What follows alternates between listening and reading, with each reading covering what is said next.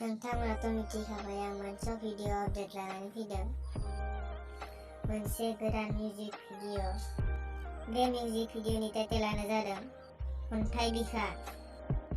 नाथाय बे मिउजिक भिडिअआव फाव खालामनाय नुनो मोनगोन नेरसोन बसुमतारी, कृष्णा बर'।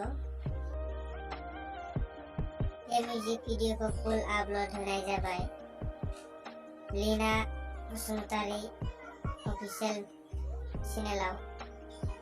नायाखैबा नायनो हागोन, आं भिडिअनि लिंकखौ डिसक्रिपसनाव होनानै दोनदों। सोरबाफोर आंनि चेनेलाव गोदानै फैदोंबा लाइक, कमेन्ट, शेयार, साबस्क्राइब खालामनो दाबाव।